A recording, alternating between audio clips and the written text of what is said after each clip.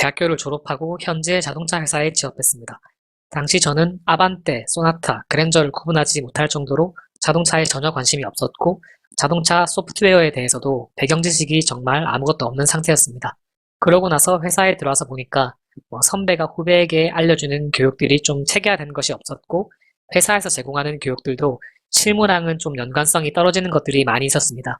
그러다 보니까 저는 굉장히 많은 시행착오를 겪었고 또 어려움을 느꼈고 사실 회사 생활이 많이 힘들었습니다.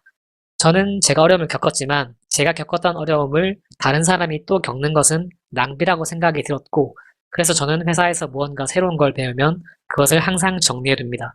그리고 아주 상세하게 정리해둡니다.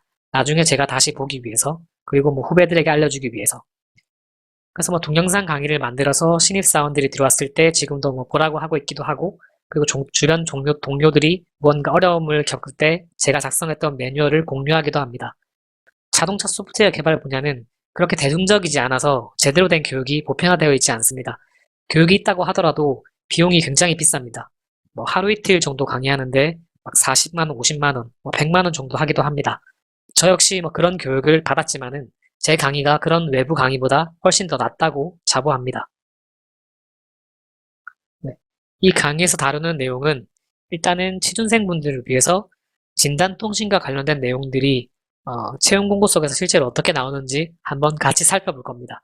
그리고 제가 가장 공들인 부분은 사실 진단통신의 등장 배경과 기능, 그러니까 사실 개념 파악하는 건데 이제 인터넷에 자료를 찾아보면은 진단통신과 관련된 설명 자료들이 굉장히 많이 있습니다. 그런데 제가 볼 때는 그 기본 개념에 대한 강의가 없습니다.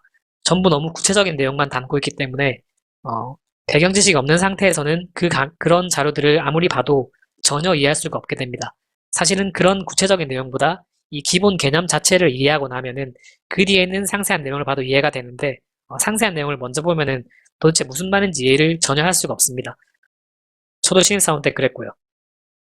그리고 아무튼 이렇게 등장 배경과 기능, 개념을 완전하게 파악하고 나면은 그래서 실제로 실무자가 업무를 할 때 어떤 순서로 무슨 일을 하게 되는지를 좀 설명을 드릴 거고 그리고 진단통신에 사실 좀 종류가 여러 가지가 있습니다. 대표적인 게 이렇게 적어 놓은 것처럼 UDS, OBD, XCP 이런 것들이 있는데 사실 자동차 업계에서 진단통신이라고 하면은 거의 99%는 일단 UDS 통신이라고 생각을 하면 됩니다. 그래서 제 강의에서 다루는 내용은 사실 UDS 통신에 대해서 많이 다룰 거고 그 UDS 통신이라는 거는 사실 ISO 14229라는 이 표준에 따라서 만든 게 UDS 통신입니다. 그래서 사실은 제 강의를 듣지 않아도 IS 14229라는 표준 문서를 보면은 그 모든 내용이 담겨 있습니다. 하지만 앞에서 말한 것처럼 배경 지식이 전혀 없는 상태에서 전부 영어로 작성되어 있는 ISO 국제 표준 문서를 그냥 보면은 내용 파악하기가 굉장히 힘듭니다. 저는 신입사원 때 굉장히 힘들었습니다. 하지만 제 강의를 듣고 나서 이제 이거를 나중에 보면은 혼자서도 이제 내용을 파악하는데 어려움이 없을 겁니다. 그래서 이런 내용들을 제가 다룰 거고 그리고 제가 생각하는 타겟 수강생은 자동차 업계의 소프트웨어 개발자 혹은 시험 평가 직무를 지망하는 취준생분들입니다. 왜냐면은 사실 나중에 제 강의를 들으면 알겠지만은 전장 제품 중에 진단통신 기능을 사용 안 하는 제품은 없습니다. 그래서 가장 보편적인 기능이기 때문에 소프트웨어 개발을 지향하시는 분이라면은 알아둬서 나쁠 게 없고 그리고 시험 평가 직무도 이제 직접 통신 기능을 개발하는 건 아니지만 시험 평가를 할 때 진단 통신 기능을 반드시 사용할 수밖에 없습니다. 그래서 이게 가장 기본적으로 알아야 되는 상식 같은 거기 때문에 이제 취준생분들이 알아두면 좋을 거라고 생각합니다. 물론 이제 그 취업을 할 때 이 기능을 모른다고 해서 탈락 이런 건 당연히 아닙니다.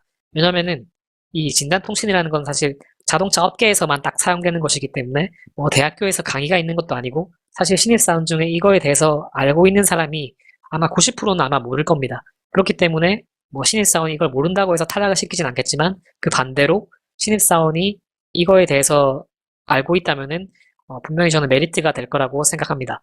그리고 이제 취준생이 아니라 실제 회사에 취업해서 진단통신과 관련된 이제 직무를 해야 되는 사람도 제 강의를 들으면 도움이 될 겁니다. 앞에서 말한 것처럼 국제 표준을 보고 바로 이해할 수 있으면 좋겠지만은 그건 굉장히 어려운 일이기 때문에 제 강의를 통해서 기본 개념을 이해하고 나서 그러고 나서 실제 스펙 문서를 보면은 훨씬 더 업무를 하기 수월할 겁니다.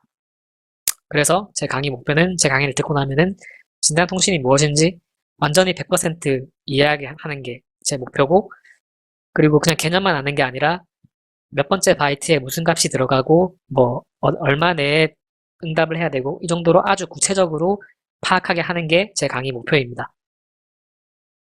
그리고 제 강의의 이제 제가 생각하는 특장점은 앞에서 말한 것처럼 저도 배경 지식이 전혀 없는 상태에서 입사를 해서 제가 많은 어려움을 겪었기 때문에 그때 당시를 생각하면서 최대한 구체적이고 상세하고 이해하기 쉽게 설명했습니다. 그리고 뭐 현직으로 제가 일하고 있는 제가 Q&A를 제공할 거고, 그리고 Q&A들을 많이 받아봤을 때 제가 강의를 만들 당시에는 미처 생각하지 못했는데 많은 질문이 들어오면은 그런 것들을 모아서 또 추가로 강의를 만들어서 올릴 계획입니다. 마지막으로 저는 추상적이고 모호하고 이런 것들에 대해서 매우 답답함과 짜증을 느낍니다. 그래서 구체적인 예시가 없는 설명을 굉장히 싫어합니다. 신입사원 시절에 뭐 힘들고 답답했던 과거의 저에게 설명한다는 생각으로 강의를 만들었습니다. 강의 자료 PPT는 노하우가 없어서 좀 안 예쁠 수도 있는데 강의 내용 자체는 정말 열심히 잘 만들었다고 자부합니다.